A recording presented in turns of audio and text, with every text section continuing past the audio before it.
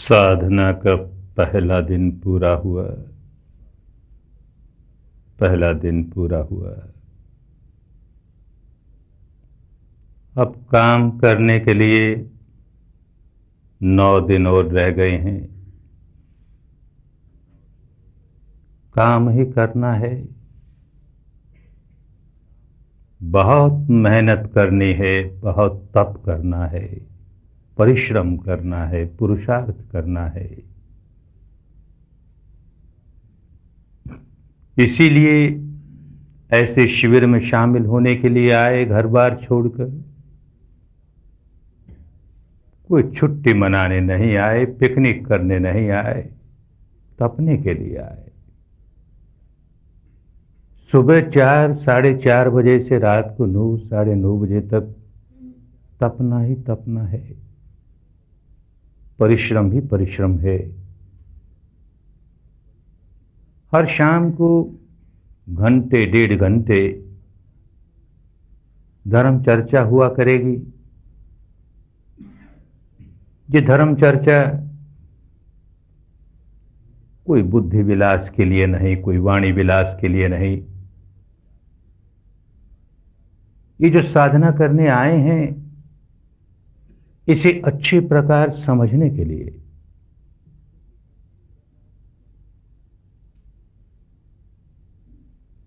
हर साधना पद्धति की अपनी एक विशेषता होती है, अपनी एक खासियत होती है। इस साधना पद्धति की भी अपनी विशेषता है। उसे अच्छे प्रकार नहीं समझेंगे तो जैसे काम करना चाहिए वैसे काम नहीं करेंगे। तो इस विधि से जो कल्याणकारी लाभ होता है, उस लाभ से वंचित रह जाएंगे। इसलिए विद्या को समझना बहुत आवश्यक है। भारत एक बहुत पुरातन देश है, अध्यात्म प्रधान देश रहा। तो इस देश में न जाने कितने प्रकार की ध्यान प्रणालियां, कितने प्रकार की साधना विधियां जागी, विकसित हुई, विकृत हुई, कुछ लुप्त भी हुई। जिस साधना पद्धति का अभ्यास करने आए हैं, वो भारत की बहुत पुरातन विधि है, बहुत पुरातन विधि है। अनेक बार भारत में जागी है। भारत के लोगों ने इसका बहुत लाभ उठाया है। लेकिन फिर थोड़ी सी सदियों के बाद ही लोगों ने इसमें मिलावट करनी शुरू कर दी। तो विद्या विकृत होती चली गई। विकृत हो गई तो उसका लाभ मिलना बंद हो गया, तो लुप्त होती चली गई। फिर किसी ने खोज निकाली, कुछ सदियों तक लाभ हुआ, फिर विकृत हुई, फिर विलुप्त हो गई। 2500 वर्ष पहले भारत के एक महापुरुष ने बड़ी मेहनत से इस खोई हुई विद्या को फिर ढूंढ निकाला, उससे अपना कल्याण किया और फिर बड़े करुण चित्त से, मुक्त हस्त से लोगों को बांटने लगा। तो अनेक लोगों का कल्याण हुआ। पीढ़ी दर पीढ़ी लोगों का कल्याण करती गई ये साधना। लेकिन 4-5 सदियों के बाद फिर भारत से लुप्त हो गई। सौभाग्य से पड़ोसी देश में गई तो वहां के लोगों ने इसे बहुत बड़ा अनमोल रत्न मान करके गुरु शिष्य परंपरा द्वारा पीढ़ी दर पीढ़ी संभाल कर रखा, अपने शुद्ध रूप में कायम रखा, इसमें कोई मिलावट नहीं होने दी। तो हमें आज फिर अपनी पुरानी विद्या अपने शुद्ध रूप में प्राप्त हुई। लेकिन क्योंकि भारत में 2000 वर्षों से लुप्त हो गई थी, इसलिए इतनी पुरानी होते हुए भी भारत के लिए जैसे नई विद्या हो। तो अगर लोग इसको बहुत अच्छी तरह समझेंगे नहीं, साधना करने आए, 10 दिन अपना घर बार भी छोड़ा, इस विद्या को ठीक से समझा ही नहीं, तो जैसे काम करना चाहिए वैसे काम किया नहीं। हर व्यक्ति साधना के बारे में, ध्यान के बारे में न जाने अपने मानस पर, अपने बुद्धि पर कितने कितने प्रकार के लेप लगाकर आता है। जो कुछ पढ़ा है, सुना है या कुछ किया भी है, तो उसके अपने लेप लगे हैं बुद्धि पर और उनके मुताबिक काम करने लग जाए तो इसका लाभ नहीं मिलेगा। इसलिए हर शाम की ये धर्म चर्चा, ताकि ये विद्या खूब अच्छी तरह समझ में आ जाए और जैसे काम करना चाहिए ठीक वैसे ही काम करें, तो निश्चित रूप से इसका लाभ मिलेगा ही। तो आज शाम की धर्म चर्चा में भी समझें कि हम जो आज दिन भर करते रहे, ऐसा ही क्यों करते रहे, ऐसा करने का क्या कारण, क्या करते रहे। अपने सांस के आवागमन की जानकारी, सांस की कसरत नहीं, सांस पर नियंत्रण नहीं, जैसे भी सांस आ रहा है, जा रहा है, आ रहा है, जा रहा है, बस उसे केवल जान रहे हैं, जानने का काम शुरू किया। और जैसे कि सभी शिविरों में होता है, पहला दिन बड़ी कठिनाइयों का दिन होता है। तो जैसे सभी शिविरों में कुछ साधक आकर के शिकायत करते हैं, अपनी कठिनाइयों की बात करते हैं, किसी का पांव बहुत दुखने लगा, किसी के कमर फटने लगी, किसी का सर फटने लगा, किसी का जी घबराने लगा, घर भाग जाने को जी चाहने लगा एक ही दिन में, और किसी किसी को और कुछ नहीं तो ऊंघ ही आने लगी, मन टिकता ही नहीं। अरे हम तो आए थे कोई ऐसी साधना करने के लिए जिसमें बड़ी शांति मिलेगी, और इसमें तो कहीं शांति नहीं, तो साधक घबरा उठता है। तो ऐसा क्यों होता है? इस साधना विधि की वजह से होता है। ये साधना ही इस प्रकार की है। शुद्ध सांस को जानने का काम शुरू किया ना, अगर इसके साथ कोई शब्द जोड़ देते, कोई नाम जोड़ देते, कोई मंत्र जोड़ देते, तो जितनी कठिनाइयां आई उतनी कठिनाइयां आती नहीं, काम आसान हो जाता। मैं अपने अनुभव से भी जानता हूं और अनेक साधकों ने अपने पुराने अनुभवों की बात कही है, तो उसे भी स्वीकार करता हूं कि सांस को जानने के साथ साथ कोई शब्द जोड़ दे,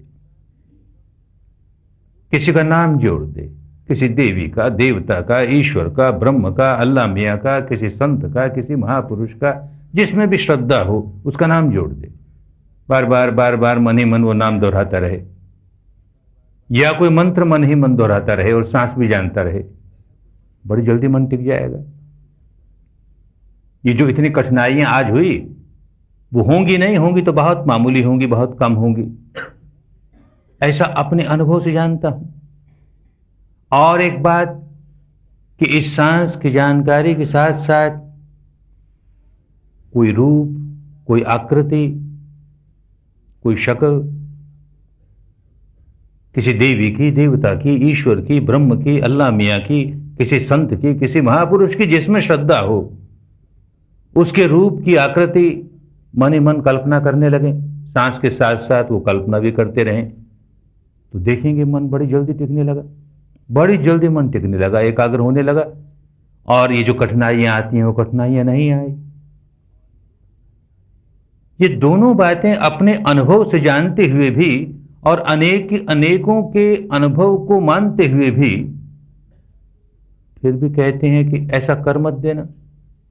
इस साधना में कहीं कोई नाम नहीं जुड़ जाए, कोई शब्द नहीं जुड़ जाए, कोई मंत्र नहीं जुड़ जाए, इस साधना में कहीं कोई रूप, कोई आकृति, कोई कल्पना नहीं जुड़ जाए, बस शुद्ध सांस जैसे आ रहा है, जैसे जा रहा है, बस उतना ही भर जानो, और उसकी वजह से ये कठिनाइयां आएंगी, इनका सामना करो। तो आखिर ऐसा क्यों कराते हैं? इसका अपना कारण, बहुत बड़ा कारण।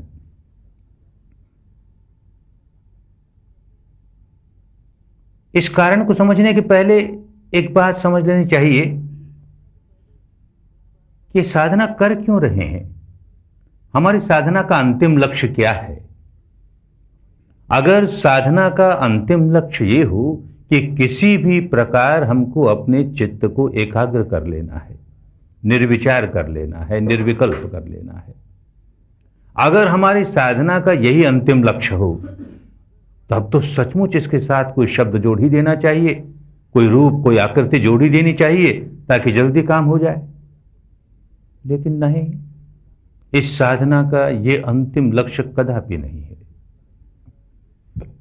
चित्त को एकाग्र कर लेना हमारे लिए एक साधन है, साध्य नहीं। एकाग्र हुआ चित्त हमारे लक्ष्य तक पहुंचने में हमारी मदद कर सकता है, बस। लेकिन अंतिम लक्ष्य नहीं है। अंतिम लक्ष्य है चित्त को विकारों से विमुक्त कर देना।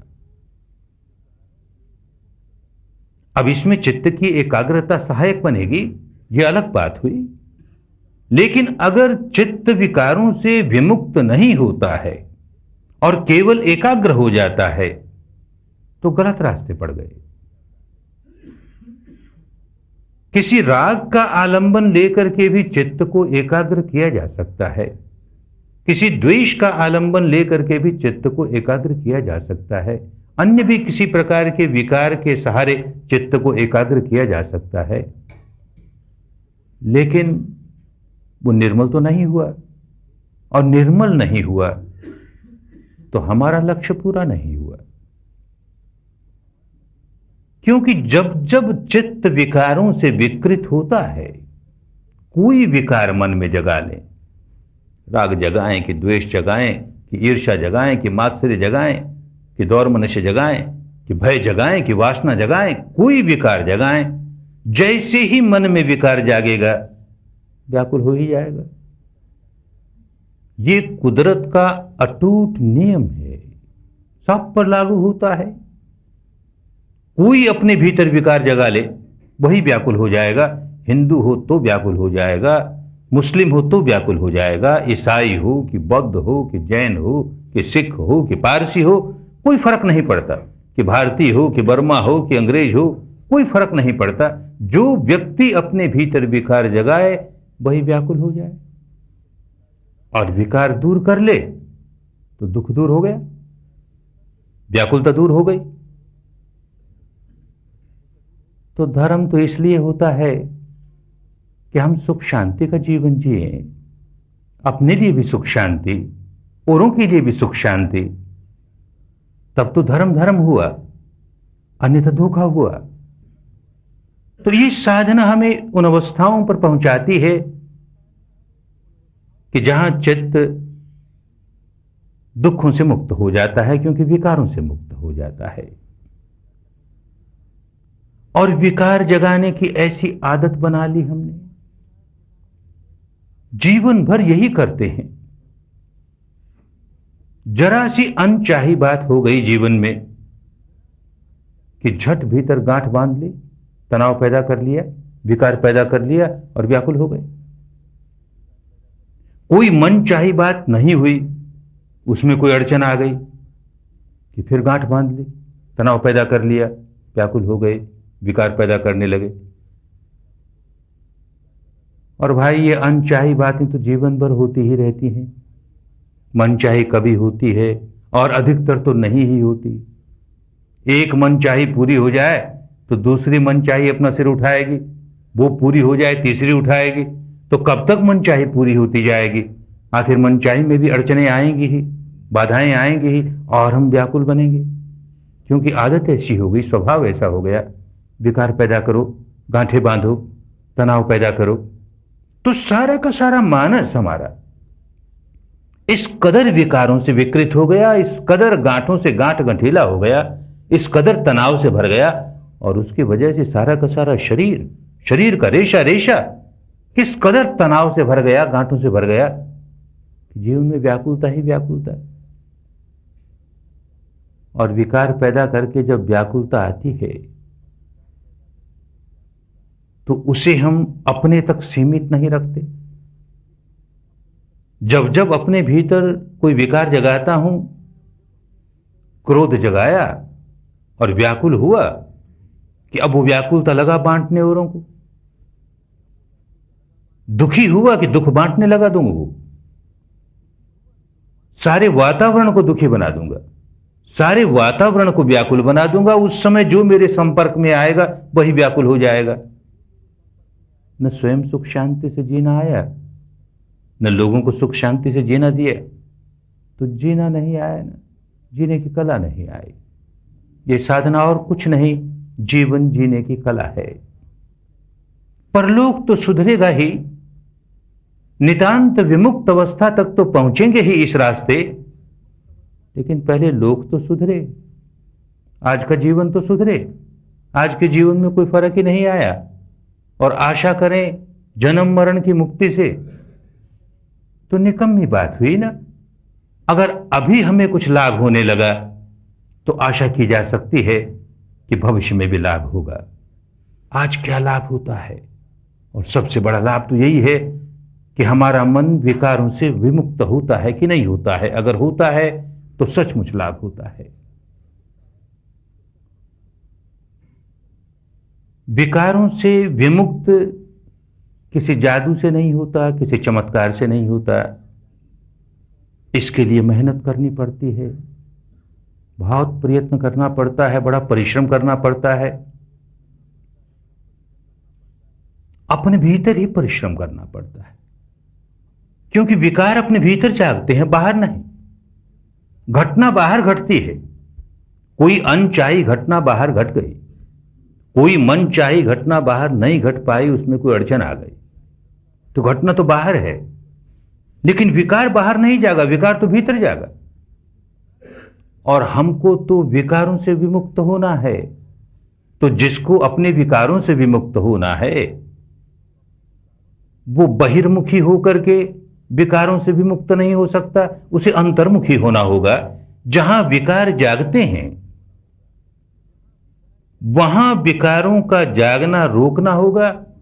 जो विकार जाग गए उनको दूर करना होगा, जो नहीं जागे हैं वो जगने ना पाए।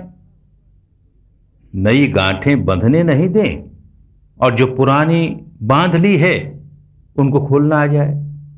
नया मैल चढ़ने न दें, और जो पुराना मैल चढ़ा दिया उसे दूर करना आ जाए, तो जीना आ गया। बड़े कल्याण की बात हो गई। हिंदू हो तो जीना आ गया, मुसलमान हो तो जीना आ गया, बौद्ध हो तो जीना आ गया, जैन हो कि सिख हो कि पारसी हो, कोई फर्क नहीं पड़ता। जीवन जीने की कला आ गई, और इसी को धर्म कहते हैं। ये धर्म शब्द इन 10 दिनों में बार बार इस शब्द का प्रयोग करेंगे। तो जब जब धर्म शब्द का प्रयोग किया जाए, कभी भूल कर भी यह न समझ लेना कि हम किसी हिंदू धर्म की बात करते हैं, कि बौद्ध धर्म की, कि जैन धर्म की, कि ईसाई धर्म की, कि मुस्लिम धर्म की। भाई धर्म हिंदू होता ही नहीं, धर्म बौद्ध होता ही नहीं, जैन होता ही नहीं, ईसाई होता ही नहीं। धर्म धर्म है। धर्म कहते हैं कुदरत के कानून को, रीत को, प्रकृति के नियम को, जो सब पर लागू होता है, एक सा लागू होता है, जो किसी का पक्षपात नहीं करता, जो किसी का लिहाज नहीं करता। अणु अणु जिसे धारण करता है, जो अणु अणु को धारण करता है, अणु अणु पर जिसकी हुकूमत चलती है, सजीव निर्जीव सब पर जिसकी हुकूमत चलती है, उसे धर्म कहते हैं। वो हिंदू कैसे होगा, मुसलमान कैसे होगा, जैन कैसे होगा, बौद्ध कैसे होगा? भूल गए हम, धर्म शब्द को ही भूल गए, तो संप्रदाय का पर्यायवाची बना दिया उसे। धर्म और संप्रदाय बिल्कुल 2 जुदा बातें हैं, जिनका आपस में कोई संबंध नहीं। तो यहां 10 दिनों तक जब धर्म की बात होगी तो सार्वजनीन धर्म, जो सब पर एक जैसा लागू होता है।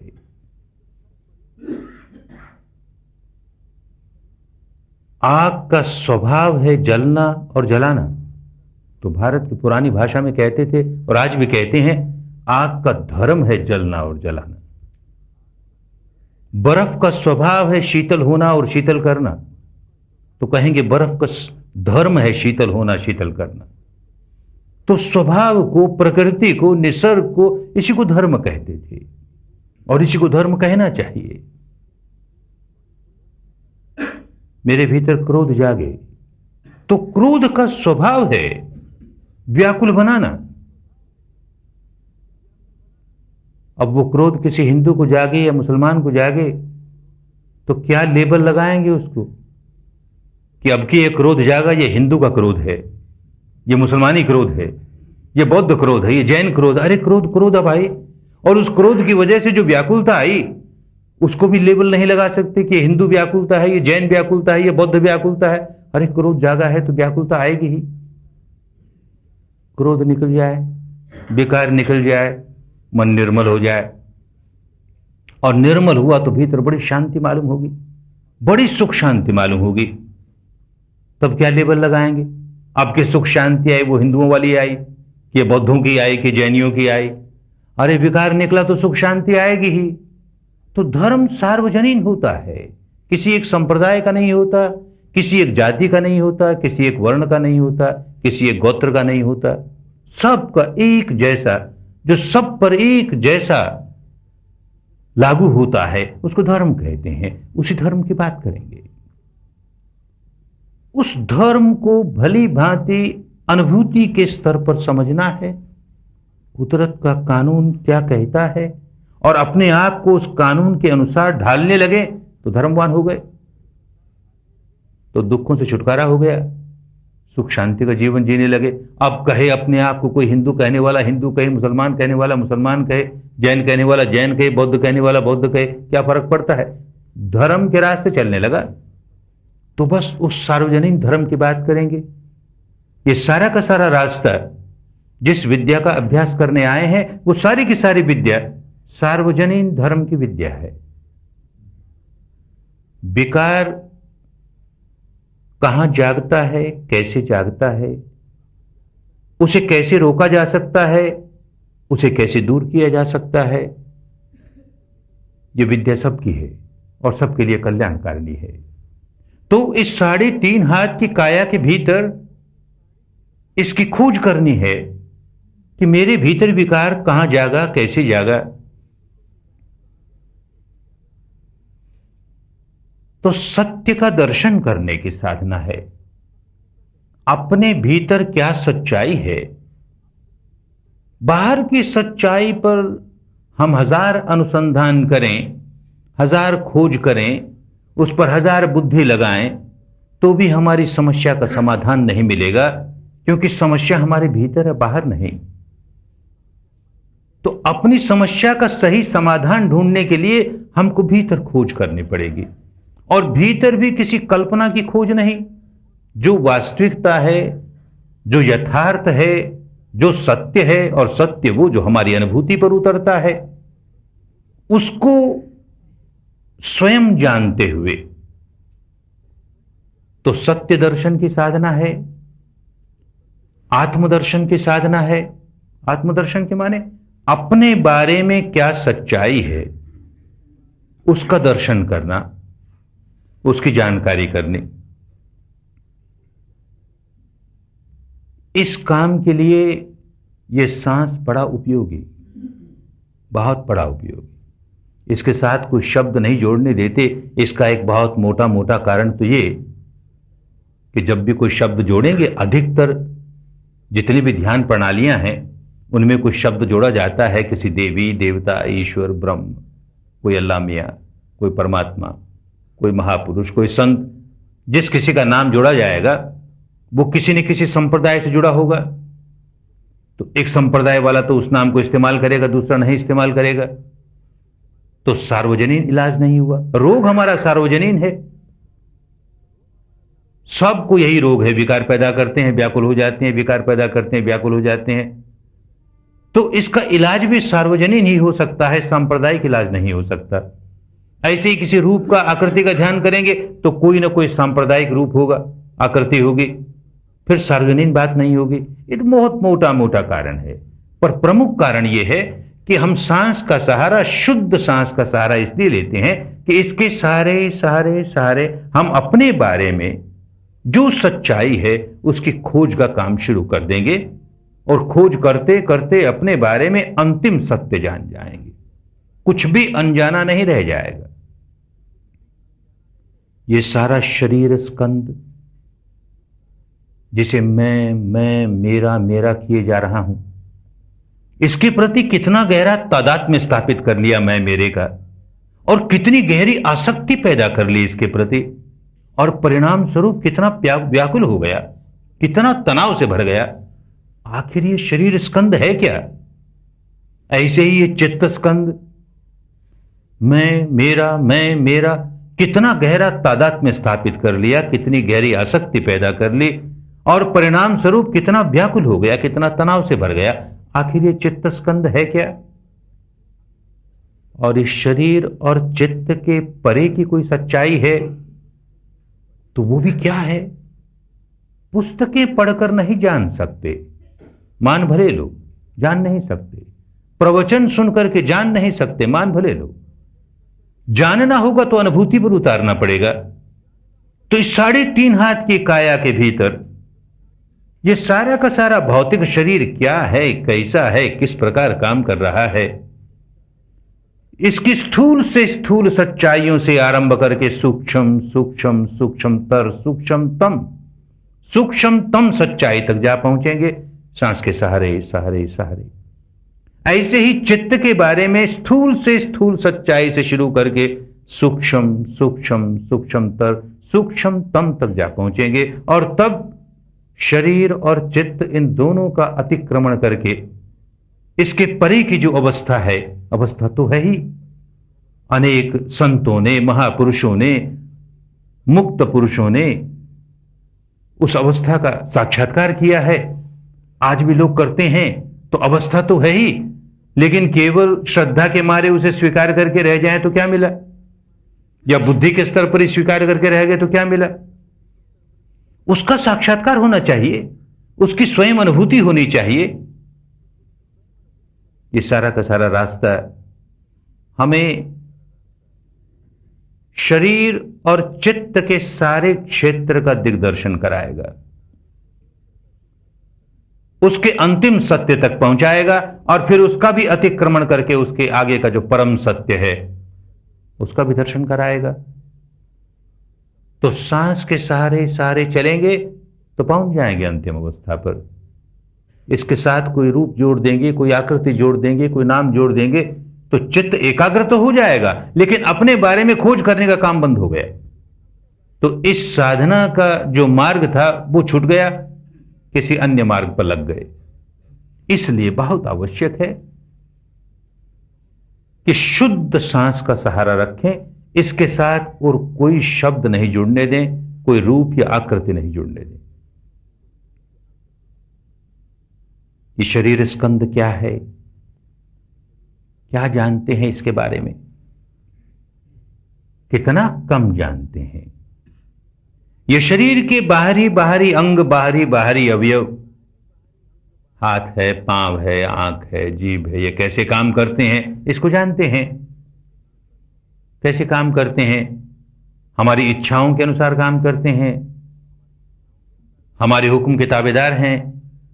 पांव को कहीं खड़ा हो जाए तो खड़ा होता है, चल तो चल, बैठ तो बैठ, आंख को कहीं खुल तो खुल, बंद हो तो बंद हो। ये सब हमारी इच्छाओं के अनुसार काम करने वाले।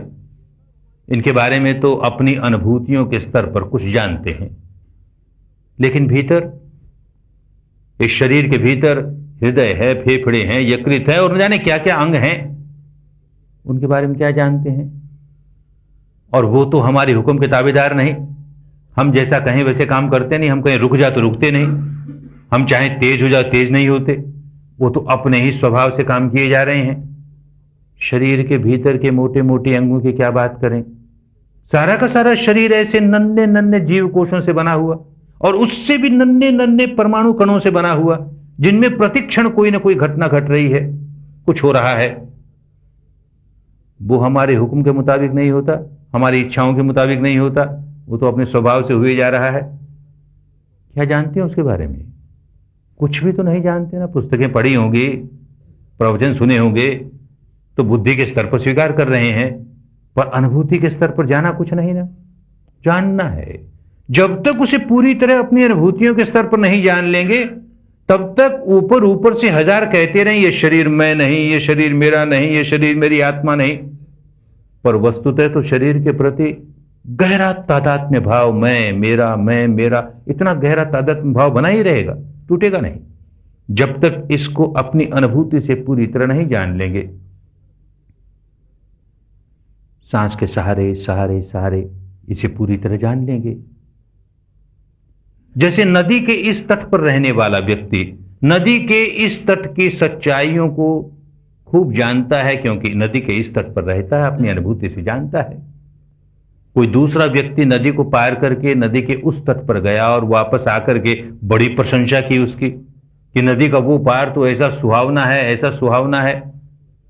तो मन चाहे कि ऐसा सुहावना तट हम भी देखें, हम भी उसका दर्शन करें, हम भी उसका उपभोग करें, लेकिन करता यह है कि इसी तट पर बैठा हुआ हाथ जोड़ करके बड़ी दबदबाई आंखों से, बड़े कातर कंठ से पुकारता है, ऐ नदी के वो तट तू यहां आ जा, ऐ नदी के वो तट तू यहां आ जा, मैं तेरा दर्शन करना चाहता हूं, मैं तेरा उपभोग करना चाहता हूं। सारी जिंदगी रोता रह जाएगा।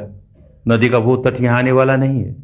जिसको सचमुच नदी के उस तट का दर्शन करना है, उसको सारी नदी स्वयं पार करनी पड़ेगी, तब दर्शन होगा। तो जो अज्ञात है हमारे लिए, जिसके बारे में हम कुछ जानते नहीं, केवल उसकी मांग करते रहने से नहीं प्राप्त होता, उसके लिए काम करना पड़ेगा। जो अज्ञात है, जो शरीर और चित्त के परे की अवस्था अज्ञात है, जो कि नित्य है, शाश्वत है, ध्रुव है, अरे उसका तो कहना है क्या, उसके बारे में तो कुछ भी नहीं जानते। ये शरीर और चित्त की भी जो सूक्ष्म अवस्थाएं हैं, उनके बारे में भी तो कुछ नहीं जानते अनुभूति के स्तर पर। वो अवस्था जो कि नित्य है, शाश्वत है, ध्रुव है, और हमारी वर्तमान अवस्था, इन दोनों के बीच में नदी बह रही है।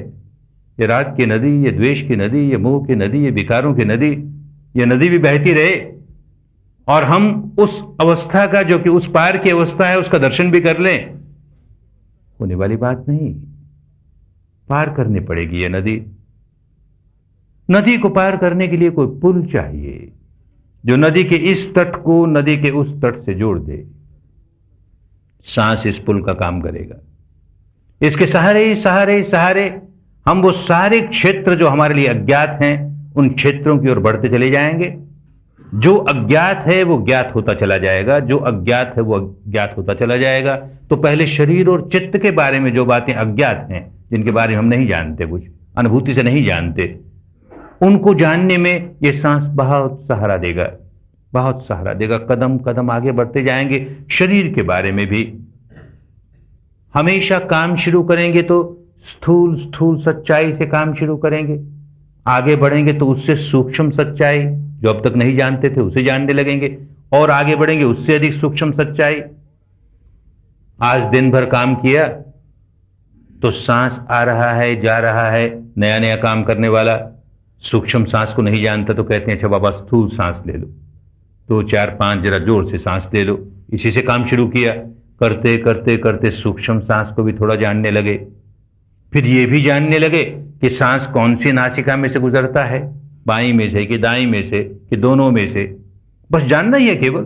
सारा का सारा मार्ग खोज करने का है, सच्चाई को जानने का मार्ग है। सांस के बारे में इतनी जानकारी हुई। अब आज रात और कल दिन भर इससे ज्यादा सूक्ष्म अपने बारे में सच्चाई की खोज करने के लिए हमने एक स्थान चुन लिया। शरीर का ये तिकोना हिस्सा, ऊपर वाले होठ से लेकर नासिका तक का सारा हिस्सा, पहले यहां खोज करें।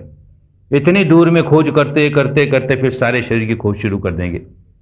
तो इतनी दूर में सांस आता है, जाता है, आता है, जाता है, इस नासिका से या उस नासिका से। अब देखेंगे कि जो सांस आ रहा है या जा रहा है वो छू कहां रहा है, इतनी सी दूरी में कहां छू रहा है। नासिका की भीतरी दीवारों को कहीं छू रहा है, कि नासिका के बाहरी छल्लों को कहीं छू रहा है, कि नासिका के नीचे ऊपर वाले होठ का जो स्थान है इसको कहीं छू रहा है, कहीं छू रहा हो। तो एक जरा उससे और सूक्ष्म सत्य, सत्य कल्पना नहीं, सचमुच अनुभव हो रहा है, उसी को स्वीकार करना है। जो अनुभव नहीं होता हमारे लिए सत्य नहीं है। जो जो अनुभव होता जाए उसको स्वीकार करते जाएं। तो कहां छू रहा है, कहां छू रहा है। दिन भर काम करेंगे कल तो छूना मालूम होने लगेगा। छू तो रहा ही है, हम न उस पर ध्यान दे तो भी छू रहा है। अब ध्यान देने लगे तो कोई विशेष बात नहीं होगी, विशेष बात यह होगी कि हमारी जानकारी बढ़ने लगी, अनुभूति हमारी बढ़ने लगी, हमारा मन और अधिक सूक्ष्म होने लगा, संवेदनशील होने लगा। यूं कल दिन भर काम करने के बाद कल रात को, परसों दिन भर इससे अधिक सूक्ष्म सत्य को पकड़ने लगेंगे। यूं 10 दिन देखेंगे, एक से एक अधिक सूक्ष्म, अधिक सूक्ष्म, अधिक सूक्ष्म, यूं करते करते आगे बढ़ते चले जाएंगे। एक अवस्था ऐसी आएगी, ये जो इतना ठोस शरीर मालूम होता है, इतना घनीभूत शरीर मालूम होता है, केवल परमाणुओं का पुंज ही पुंज है और कुछ नहीं। और उन परमाणुओं के पुंजों में केवल उत्पाद वे तरंगे ही तरंगे हैं और कुछ नहीं। ये अनुभूति पर उतरने लगेगा। बहुतों को तो इन 10 दिनों में उतरने लगेगा। सारा ठोसपना शरीर का समाप्त हो जाएगा। कल्पना की बात नहीं, अनुभूतियों के स्तर पर चलते चलते ये सच्चाई सामने आने लगेगी। ऐसे ही अपने चित्त के बारे में, मन के बारे में, सांस का संबंध केवल शरीर से नहीं है, सांस का बहुत गहरा संबंध हमारे मन से भी है। जैसे जैसे इस रास्ते आगे बढ़ते चले जाएंगे वैसे वैसे अपनी अनुभूतियों से समझेंगे कि सांस का हमारे मन से कितना गहरा संबंध है। जब जब मन में कोई विकार जागता है, क्रोध जागे, वासना जागे, भय जागे, ईर्ष्या जागे, कोई भी विकार जागे, सांस अपनी स्वाभाविक गति खो देगा, स्वाभाविक नहीं रहेगा, जरा तेज हो जाएगा, भारी हो जाएगा। और जैसे ही विकार दूर हुआ फिर स्वाभाविक हो जाएगा। तो हमारे सांस का हमारे मन के विकारों से, हमारे मन से बहुत गहरा संबंध। और हमको तो अपने मन के बारे में पूरी पूरी जानकारी करनी है, मन के विकारों के बारे में पूरी पूरी जानकारी करनी है, ताकि उनको जगने न दें, और जग जाए तो उसको जल्दी से जल्दी साफ कर दें। तो इसलिए भी सांस का सहारा बहुत आवश्यक।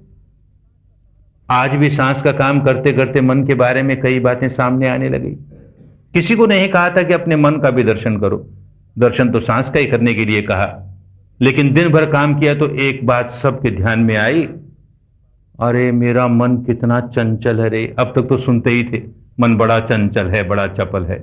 आज तो दिन भर काम करके देख लिया ना, सांस को देखते देखते मन के बारे में एक सच्चाई सामने आने लगी, बड़ा चंचल है, बड़ा चंचल है, बड़ा चंचल है।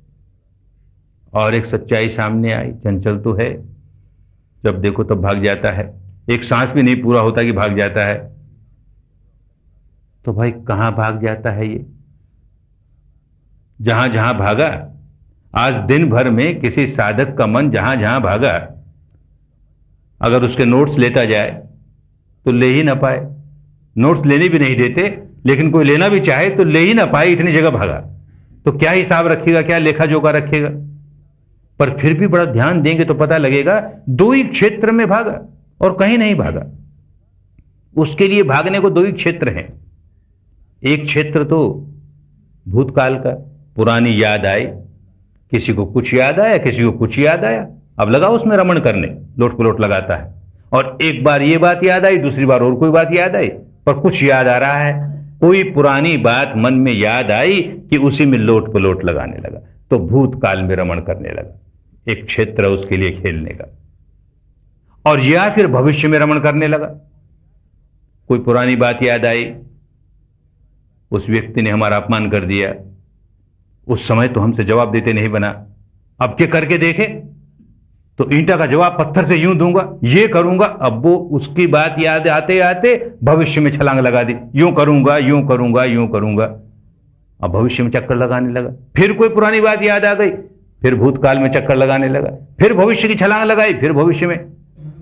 अरे या तो भूतकाल में रमण करता है या भविष्य में रमण करता है, सबने देख लिया ना। हर एक का मन ऐसा ही है, या तो भूतकाल में रमण करता है या भविष्य में रमण करता है। ये वर्तमान में नहीं जीना चाहता, इसका स्वभाव हो गया, अपने स्वभाव शिकंजे में इस कदर गिरफ्त हो गया, जकड़ गया, बंदी हो गया, इस स्वभाव के बाहर नहीं निकल सकता। ये जब देखो तब भूतकाल, जब देखो तब भविष्यकाल, अतीत अनागत, अतीत अनागत, वर्तमान में नहीं जिए। और जीना होगा वर्तमान में, भूतकाल में हम कैसे जिएंगे? भूतकाल तो बीत गया सो बीत गया। जो क्षण बीत गया, दुनिया की सारी संपदा दे करके उसको वापस लाना चाहें, नहीं ला सकते। गया वो तो हमेशा के लिए गया। और भविष्य जब तक वर्तमान नहीं बन जाएगा तब तक उसमें जिएंगे कैसे? तो जीना होगा हमको वर्तमान में। और आदत ये बना ली कि जब देखो तब भूतकाल, जब देखो तब भविष्य। तो जीना ही नहीं आया ना। और जीना ही नहीं आया इसलिए व्याकुल रहता है, बड़ा व्याकुल रहता है। तो सारी की सारी साधना तो जीवन जीने की कला। तो मन को पहला पाठ पढ़ाना शुरू किया, अरे भाई तू वर्तमान में जीना सीख। वर्तमान की सच्चाई क्या है उसे जान और उसमें जीना सीख। वर्तमान की सच्चाई ये है कि सांस भीतर आ रहा है, सांस बाहर जा रहा है, बस इसमें जी। नहीं जीना चाहते, एक सांस भी नहीं जिएगा कि ये भागा, फिर रस्सी तुड़ा के भाग गया, फिर पकड़ पकड़ के लाए सांस के साथ, उसे बांधा सांस की डोर से, फिर भाग गया। तो धीरे धीरे उसका स्वभाव पलटना है। यह सच्चाई सबके सामने आई कि हमारे मन को जीना नहीं आता, जीने की कला नहीं आती, और यह साधना हमको जीने की कला सिखाएगी। मन के बारे में सच्चाई आई सामने। मन के बारे में एक और बड़ी सच्चाई कि हमारे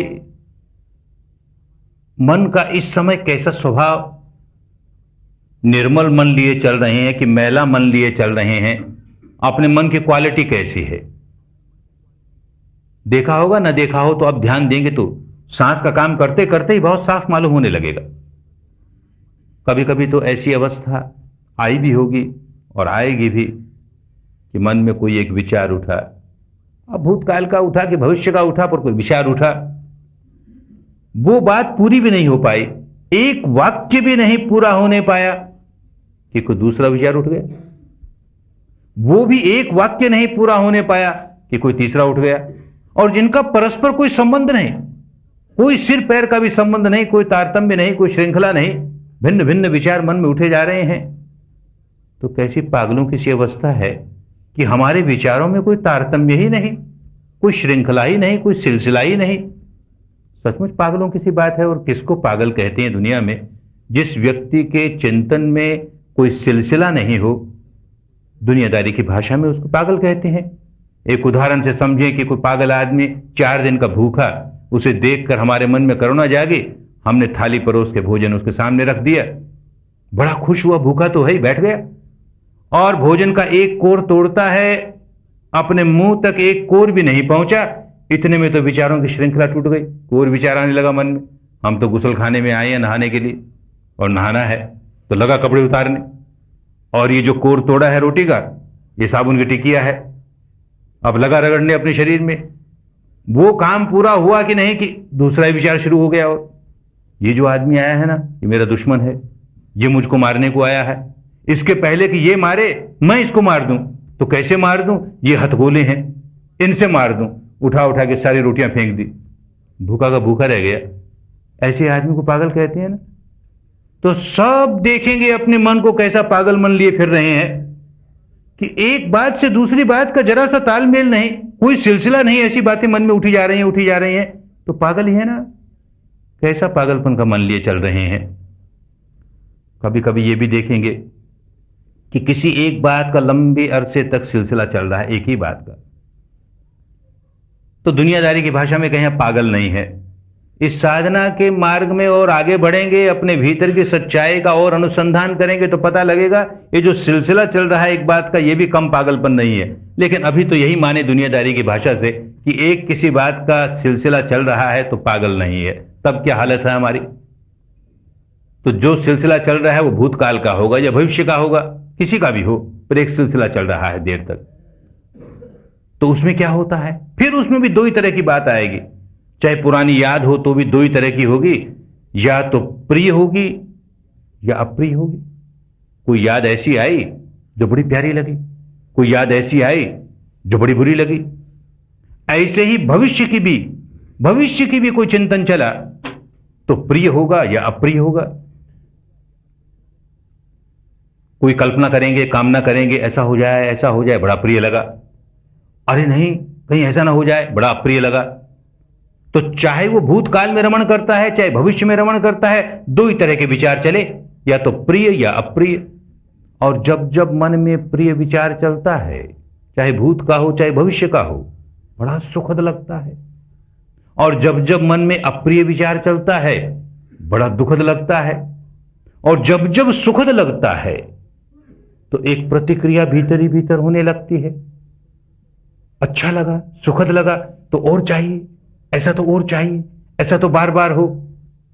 और अप्रिय लगा तो नहीं, ऐसा नहीं चाहिए, कहीं ऐसा ना हो जाए, फिर कभी ऐसा ना हो जाए, तो नहीं चाहिए, नहीं चाहिए, चाहिए चाहिए चाहिए करने लगता है मन। इसी को राग कहते हैं। और किसको राग कहते हैं? नहीं चाहिए नहीं चाहिए करने लगता है, इसी को द्वेष कहते हैं। और किसको द्वेष कहते हैं? तो प्रतिक्षण हमारा मन जो भी चिंतन करेगा, या तो प्रिय होगा या तो अप्रिय होगा। प्रिय होगा तो राग पैदा करेंगे, अप्रिय होगा द्वेष पैदा करेंगे। प्रतिक्षण या तो राग में या द्वेष में, अथवा ऐसी मोह मूढ़ता में कि होश ही नहीं हम चिंतन क्या कर रहे हैं। तो या राग है या द्वेष है या मोह है, राग है या द्वेष है या मोह है। और बाकी जितने भी विकार हैं हमारे, इन तीनों की ही संतान हैं। तो कैसी हालत हमारे मन की? जब देखो तब राग रंजित, जब देखो तब द्वेष दूषित, जब देखो तब मोह विमूढ़ित। अरे कहां चैन आएगी भाई, कहां सुख शांति आएगी? इस स्वभाव को जब तक नहीं पलटेंगे तो कैसे पलटेंगे? ये सारी साधना इसीलिए कर रहे हैं कि ये स्वभाव कैसे पलटे। क्या कर रहे हैं? सांस आ रहा है, जा रहा है। वर्तमान की सच्चाई ये कि सांस आ रहा है, सांस जा रहा है।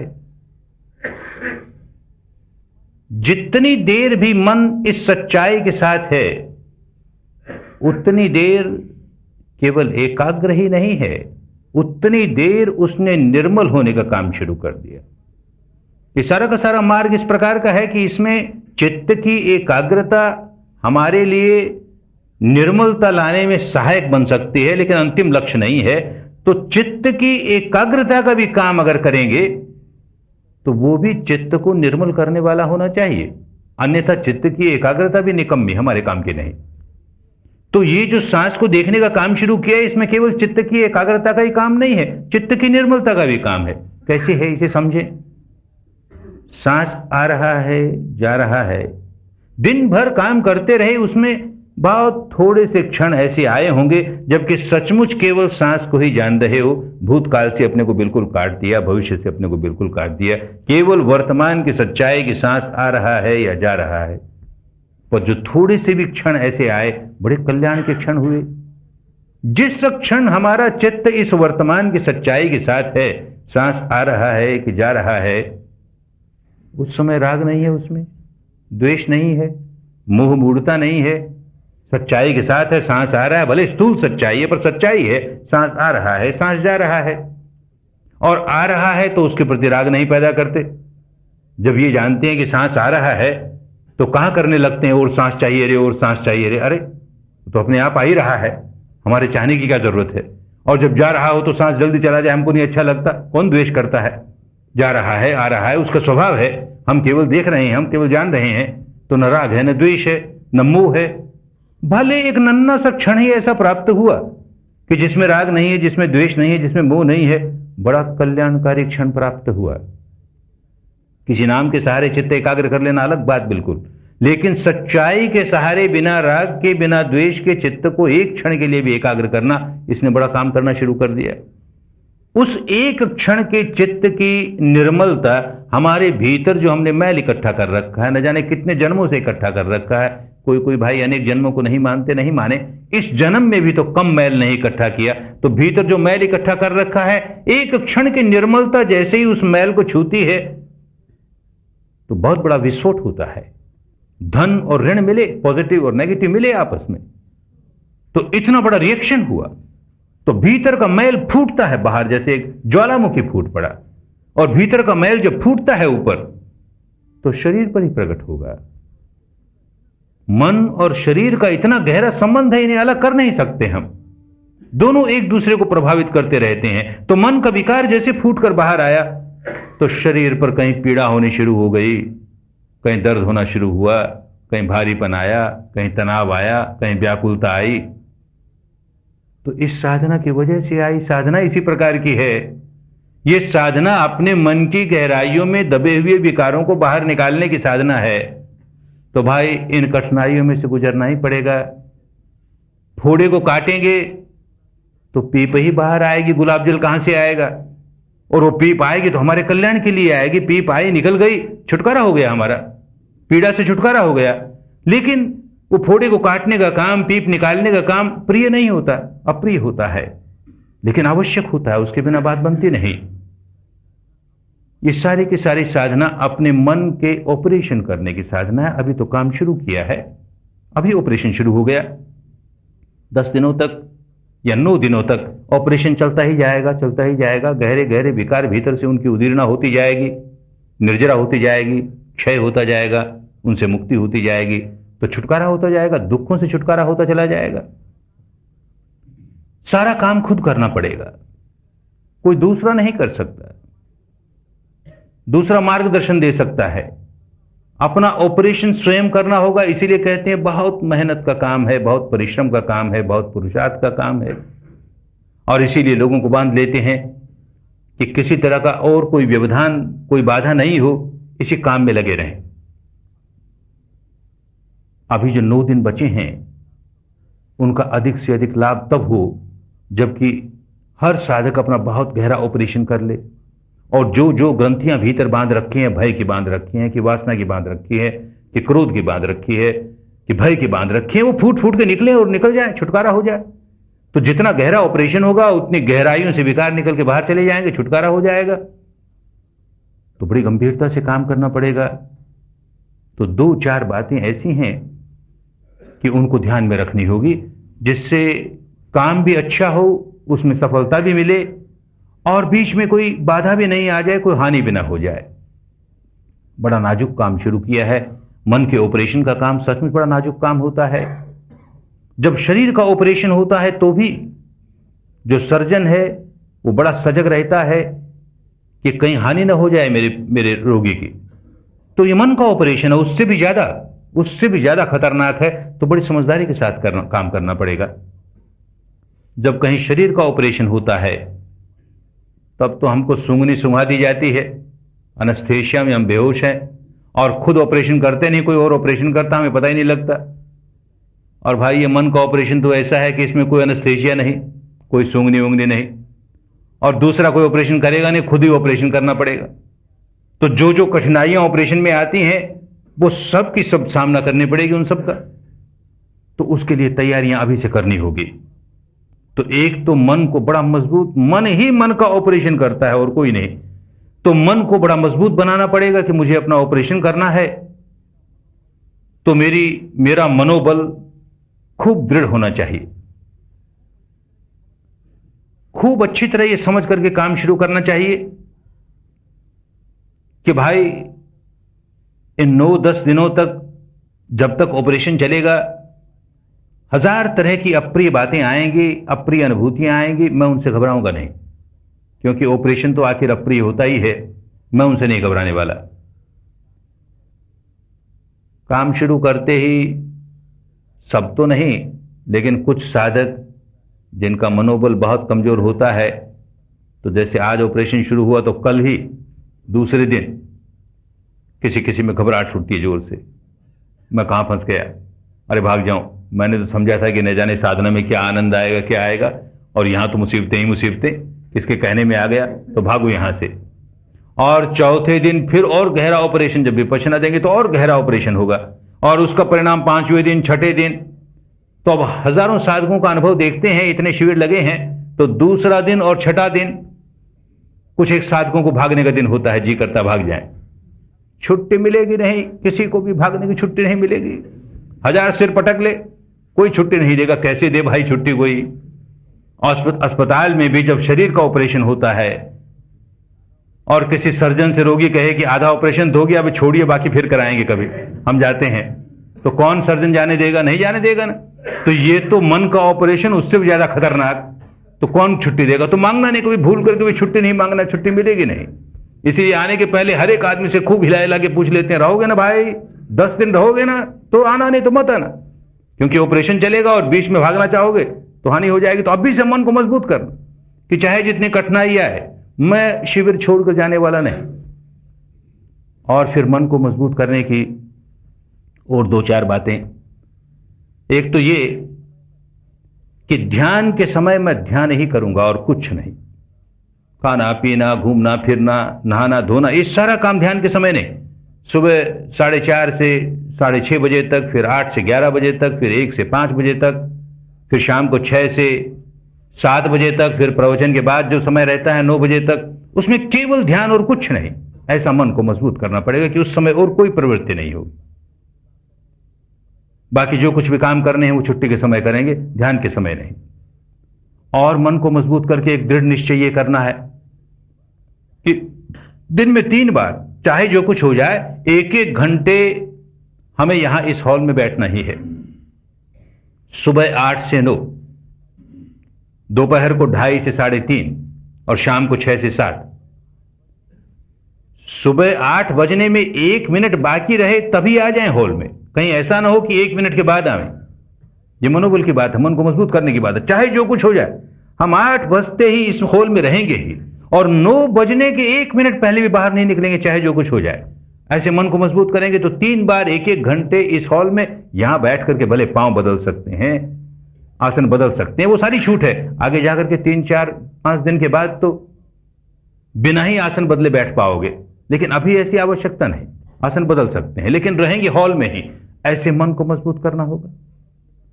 तो ये मन को मजबूत अभी से करना शुरू कर दोगे तो देखोगे ऑपरेशन बहुत गहरा होने लगा और बहुत गहराइयों से अपने विकार निकलने शुरू हो जाएंगे। और 1-2 बातें ध्यान में रखने की है कि जो ध्यान का समय है उसमें या तो इस हॉल में रहेंगे या अपने निवास स्थान पर रहेंगे, बंद जगह में रहेंगे, बाहर खुले में ध्यान नहीं करेंगे।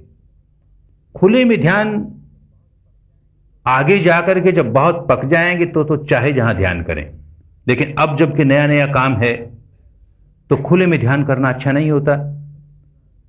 आज जैसे सांस का छूना उसको जानना चाहते हैं और बाहर खुले में बैठ के बाहर की हवा लग रही है बड़े जोरों से, तो जो हवा लग रही है वो प्रमुख हो जाएगी, सांस की हवा पता ही नहीं लगेगा कब छुई कब नहीं छुई। ऐसे ही बंद आंखों के सामने कोई रोशनी पड़ेगी बंद आंखों पर तो उसका प्रकाश कुछ ऐसा होगा कि अंदर गहराइयों तक मन जा ही नहीं पाएगा, ऊपर ही ऊपर रह जाएगा। तो सीधा प्रकाश नहीं लगे, सीधी हवा नहीं लगे, इसलिए बाहर खुले में नहीं ध्यान करना चाहिए, अंदर करना चाहिए। और एक बात का ध्यान रखना चाहिए कि इस तपोभूमि की जो सीमा है ध्यान की और निवास की, बस उस सीमा के भीतर ही रहेंगे, उसके बाहर एक कदम नहीं। अपनी सुरक्षा के लिए बहुत जरूरी है। जैसे अस्पताल में ऑपरेशन कराने जाते हैं तो अस्पताल में रहना पड़ता है, उसके बाहर नहीं भाग सकते। बल्कि थिएटर में ऑपरेशन थिएटर में ही रहना पड़ता है, उसके बाहर नहीं जा सकते। ऑपरेशन चल रहा है तो उसके बाहर नहीं जाने देंगे कोई, न बाहर के लोगों को भीतर आने देंगे, तो बाहर के लोगों से कोई संपर्क नहीं कर सकते और न स्वयं बाहर जा सकते हैं। इस सीमा के भीतर ही अपनी सुरक्षा के लिए बहुत बड़ा काम हो रहा है। अपने मन का ऑपरेशन जो हो रहा है, किसी तरह की कोई गलत तरंगें अपने भीतर ना आ जाएं, किसी तरह की कोई दूषित बात अपने भीतर ना आ जाए, नहीं तो हानि पैदा कर देगी। अपना ऑपरेशन जितनी सुरक्षित स्थान में करेंगे उतना ही अपना कल्याण होगा, इस बात का ख्याल रखना होगा। और फिर एक बात यह ध्यान में रखनी होगी, जैसे आज 24 घंटे यहां रह के देख लिया कि यहां तो शाम का भोजन नहीं मिलता, तो कल जब 11 बजे भोजन के लिए जाओगे तो शाम का भोजन याद आए, यहां शाम का भोजन तो मिलता ही नहीं। और मैं तो एक बार में 4 रोटियां खाने वाला, दोपहर के भोजन में 4 रोटी, शाम की 4 रोटी, तो शाम वाली रोटियां कहां गई, तो अभी क्यों ना खा लो। और हमारे मार्गदर्शक कहते हैं बड़ा परिश्रम करना है, बड़ा पुरुषार्थ करना है, अपनी लड़ाई लड़नी है, तो भाई शरीर मजबूत होगा तब ना, तो 10 रोटियां क्यों ना खा लो। तो साधना वादना नहीं होगी, बिल्कुल नहीं कर पाओगे। एक बार में 4 रोटियां खाने वाला व्यक्ति 3 ही खा करके हाथ खींच लेवे। 1/4 हिस्सा अपने पेट का 2400 घंटे खाली रहना चाहिए। पेट पूरा भरा के साधना बंद नहीं कर पाओगे। ठूस ठूस के भरा तो बात ही क्या, बिल्कुल नहीं कर पाओगे। लेकिन पूरा पेट भर लोगे तो भी साधना नहीं हो पाएगी। हमेशा पेट का 1/4 हिस्सा खाली रहना चाहिए। इस मार्ग को अच्छी तरह समझ लेना चाहिए। इन 2 अतियों से बचना है। न तो इस अति में जाएं कि हम तो उपवास करेंगे, बिल्कुल नहीं खाएंगे, तो साधना नहीं होगी, विपश्यना साधना नहीं होगी और चाहे सो हो जाए। और न ठूस ठूस के पेट भर लेंगे तो विपश्यना साधना होगी। ये दोनों अतियां हैं। इन दोनों अतियों के बीच का मध्यम मार्ग है युक्त आहार विहार। आहार हमारा युक्त हो, बहुत ज्यादा नहीं हो, जितनी जरूरत है शरीर को बस उतनी हो, बल्कि उससे भी जरा कम हो तो कोई दोष नहीं, पर ज्यादा नहीं हो जाए। और बिल्कुल निराहार रहें ये भी नहीं, ये भी ना हो, इसके लिए सजग रहेंगे। और एक बात, ये जो कल कह दिया कि जब बहुत थकान हो तो अपने निवास स्थान पर थोड़ी देर शरीर को विश्राम दे सकते हो, लेकिन साथ साथ ये नियम लगाया कि 5 मिनट से अधिक नहीं, नहीं तो आलस आने लगेगा। और जब लेटोगे 5 मिनट विश्राम के लिए तो जी चाहेगा थोड़ी देर और लेटते रहें। अरे हमें तो आलस आता नहीं ना। ये जो नियम लगाया गया ये तो नासमझ लोगों के लिए। मेरे जैसा समझदार आदमी मैं कहां से होता हूं?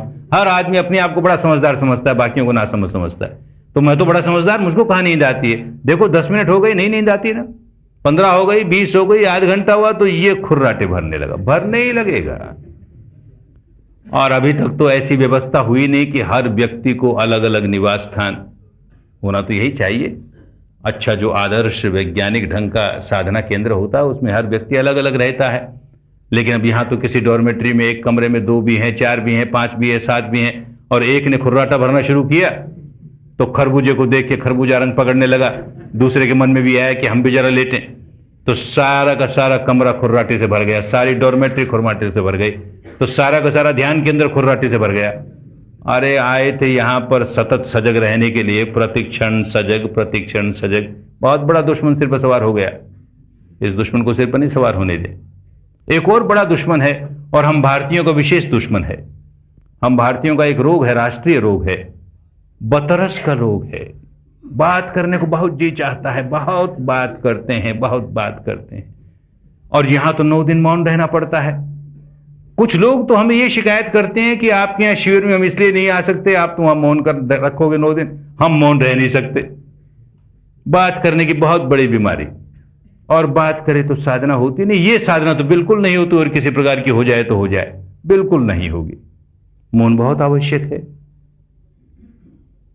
देखा नहीं अपने मन को, एक दिन काम करके देखा नहीं कितना बातूनी है मन, कितना बातूनी है, कितना बातूनी है। और जहां बाहर किसी से बात कर ली तो उसको और चारा डाल दिया। अब कितनी देर उसी बात की जुगाली करता रहेगा, घंटों जुगाली करता रहेगा। वही बात मन में आएगी, या उससे संबंध रखने वाली दूसरी आएगी, या छेड़ दिया अपने भीतर तो और न जाने कितने प्रकार की बातें आएंगी। तो काम बंद हो गया। आए थे यहां पर मन को मौन करने के लिए, मन को निर्मल करने के लिए, और कहां उलझ गए, अपनी हानि कर ली। और अपनी हानि नहीं की, औरों की भी हानि की। जब बात करेगा तो दीवारों से बात कर नहीं सकता, हवा से बात कर नहीं सकता, किसी से बात करेगा वो भी साधक है, तो उसके सामने भी जुगाली चारा डाल दिया, तू भी जुगाली कर घंटे पर, उसकी भी हानि कर दी। और 2 जने जहां बात करने लगे, बाकी लोग ध्यान कर रहे हैं, उनका ध्यान हानि कर दी, उनका ध्यान रोक दिया। और अपने यहां किसी तप करने वाले का तप भंग करना, इससे बुरा कोई बुरा काम होता नहीं। जो लोग तपस्वियों का तप भंग करे उसको अपने यहां भारत में राक्षस कहते थे। तो राक्षसी वृत्ति सीखने नहीं आए, बड़ा अकुशल काम होता है, इससे बड़ा बुरा और काम होता नहीं। कोई ध्यान कर रहा है, अपने आप को मुक्ति के मार्ग पर ले जा रहा है, अपने चित्त को निर्मल कर रहा है, और हम चुरपुर चुरपुर बात करके उसका ध्यान भंग कर दें। डॉर्मेट्री में 15 लोग हैं, 20 लोग हैं, और 2 लोग चुरपुर चुरपुर बात किए जा रहे हैं, बाकी लोग ध्यान करते हैं, तो उन सबका ध्यान भंग कर दिया। कभी भूल कर भी ऐसा नहीं करना चाहिए, बहुत बड़ी हानि। मौन रहने का एक और भी बड़ा कारण है, कल जो 5 शील लिए वो कोई कर्मकांड नहीं था, वो कोई रस्म अदायगी नहीं थी, वो इस साधना का अभिन्न अंग है।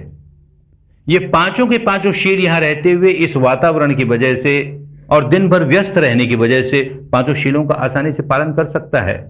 लेकिन कठिनाई आती है इस सच्चाई वाले में कि जहां बात करना शुरू कर देगा तो पुरानी आदत है, किसी बात को जरा बढ़ा चढ़ा के बोल देगा, किसी बात को जरा छिपा के बोल देगा, ये शील भंग हो गया।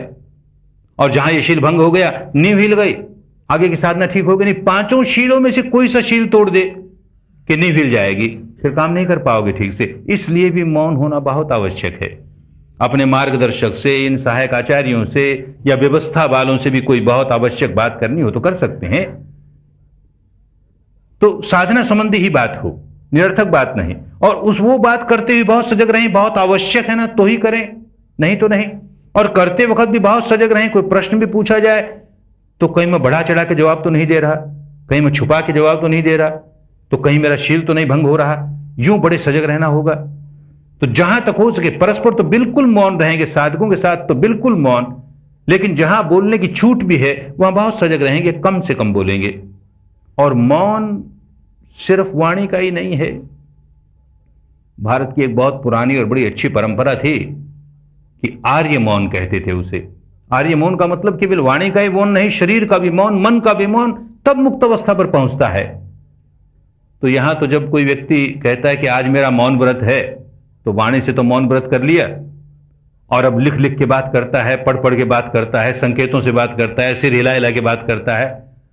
अरे इतना बड़ा सिर हिला के बात करता है, ये दो छटांग की जबान हिला के बात कर लेना क्या मुसीबत हो गई। ये बात करता है, किसी से संपर्क करता है, इसका मतलब भीतर मन को मौन नहीं होने देता, इसलिए मौन होने की बात हुआ करती थी। तो केवल वाणी से ही मौन नहीं, शरीर से भी मौन, संकेतों से भी बात नहीं करेंगे, इशारों से भी बात नहीं करेंगे, आंखों से भी बात नहीं करेंगे, लिख पढ़ करके बात नहीं करेंगे। हर आदमी ये समझेगा कि मुझको अपना ऑपरेशन स्वयं करना है और मैं अकेला हूं, यहां पर अपना ऑपरेशन कर रहा हूं, दूसरे से कोई मतलब नहीं, मुझे मार्गदर्शक से मिलना हो तो भले मिले, बाकी और कोई से, जैसे मैं अकेला यहां ध्यान कर रहा हूं, ऐसे मान करके काम करेगा तो ज्यादा आगे बढ़ जाएगा, बहुत बड़ा लाभ हो जाएगा। एक और बात, और वो बड़ी चेतावनी की बात, गंभीरता पूर्वक उसका पालन करना चाहिए। कल जो आत्मसमर्पण कराया, फिर वो कोई कर्मकांड नहीं था। आत्मसमर्पण इन 10 दिनों के लिए, केवल 10 दिनों के लिए, और इस विद्या के प्रति, इस साधना के प्रति। कोई व्यक्ति आज के पहले किसी भी अन्य प्रकार की साधना करता रहा हो, कोई कर्मकांड करता रहा हो, कोई जाप करता रहा हो, कुछ भी करता रहा हो, उसकी निंदा नहीं, लेकिन यहां अब आया है तो इस विद्या को आजमा के देखना है, इसे पूरा पूरा न्याय देकर देखना है, इसके साथ पूरा इंसाफ करना है, तो और कोई विधि इसके साथ जुड़ने ना पाए।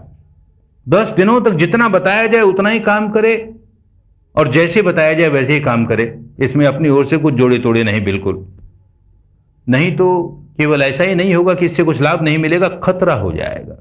इसलिए बहुत गंभीरता से ये बात कहते हैं, चेतावनी की बात कहते हैं। अनेक लोगों को जिन्होंने ये बात नहीं मानी और साधना करते हुए साथ को सम्मिश्रण करने लगे और उसकी वजह से जो कठिनाइयों में आ गए, तो मार्गदर्शक के लिए भी कठिन हो जाता है कि अब इस उलझे हुए आदमी को कैसे बाहर निकालें। बहुत कठिनाइयों से ऐसे लोगों को बाहर निकाला जाता है, तो कहीं ऐसा खतरा मोल नहीं ले। एक उदाहरण से समझें, जैसे कोई व्यक्ति अपने काले घोड़े की सवारी करने वाला और उसके पास कोई सफेद घोड़ा ले आया, कहता है इसकी भी सवारी करके देख, बहुत अच्छा है। और वो पागल आदमी हो, वो कहे कि ठीक है सवारी तो जरूर करके देखूंगा, लेकिन अपना घोड़ा नहीं छोड़ने वाला, एक टांग मेरे घोड़े पर रखूंगा, एक टांग तेरे घोड़े पर रखूंगा, तब सवारी करके देखूंगा। तो खतरे की बात हुई ना।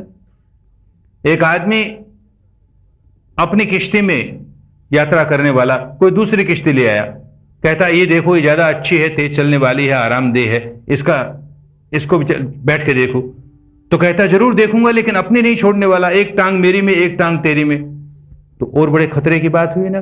उससे भी बड़े खतरे की बात है जहां इस तरह की साधनाएं होती हैं कि अंतर मन के मैल तो भीतर दबे रह जाएं, उन्हें कोई छेड़ता नहीं, लेकिन मानस पर लेप लगते हैं, अच्छे लेप लगते हैं, तरह तरह के लेप लगाने की साधनाएं होती हैं। तो ऊपर ऊपर मानस पर बहुत लेप लगते हैं, तो ये लेप लगा कि बीच में थोड़ा सा दूसरा लेप लग गया, कोई हानि नहीं होती उसमें, चाहे जितने सम्मिश्रण चलेंगे उसमें। लेकिन इस तरह की साधना हो कि जहां ऑपरेशन होता हो, वहां खतरे की बात हो गई।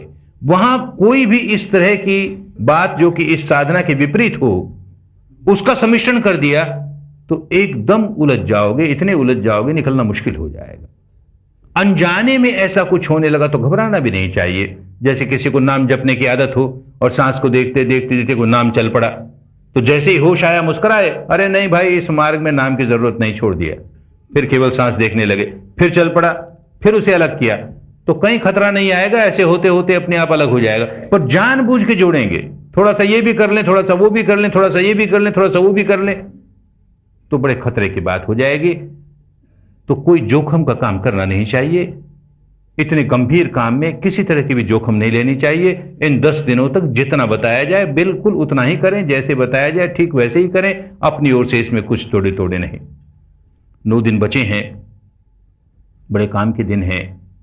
किसी का बहुत बड़ा पुण्य होता है, बहुत बड़ा पुण्य होता है किसी जीवन का, तो शुद्ध धर्म का रास्ता प्राप्त होता है, चित्त को निर्मल करके मुक्त हो जाने का रास्ता प्राप्त होता है। नहीं तो बेचारा धर्म के नाम पर सारा जीवन कर्म कांडों में खो देता है, सारा जीवन दार्शनिक मान्यताओं में खो देता है, सारा जीवन सांप्रदायिक उलझनों में खो देता है।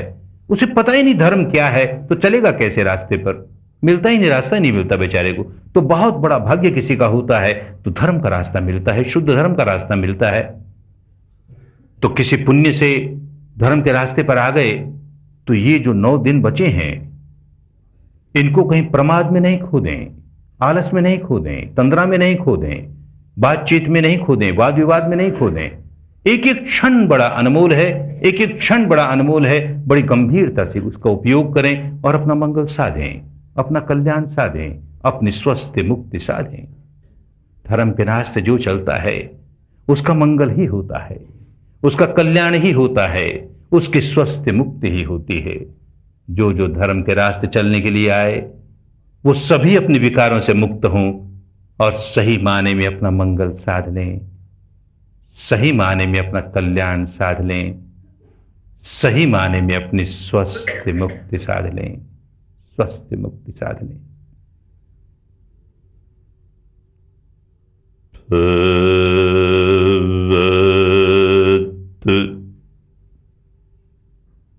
सर्व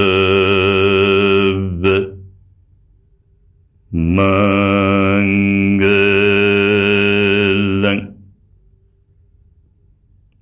भवतु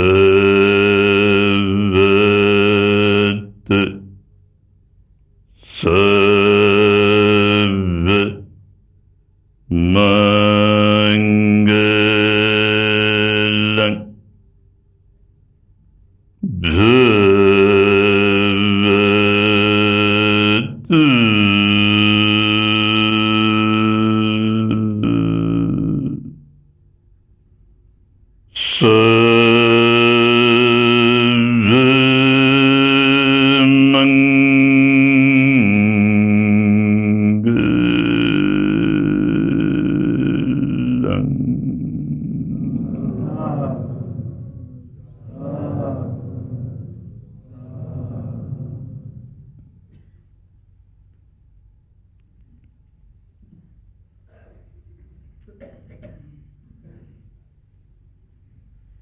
नए साधकों के लिए स्पष्टीकरण के 2 शब्द और। ये जो प्रवचन पूरा करके 3 बार मैंने कहा भवतु सब्ब मंगलम, और पुराने साधकों ने 3 बार प्रत्युत्तर दिया, साधुकार कहा, साधु साधु साधु। इसे कोई कर्म कांड न बना लें, इसे समझें।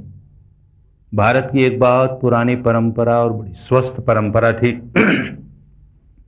न जाने किस कारण से अपने देश में लुप्त हो गई, पर पड़ोसी देशों में गई तो अब तक कायम है। क्या स्वस्थ परंपरा थी।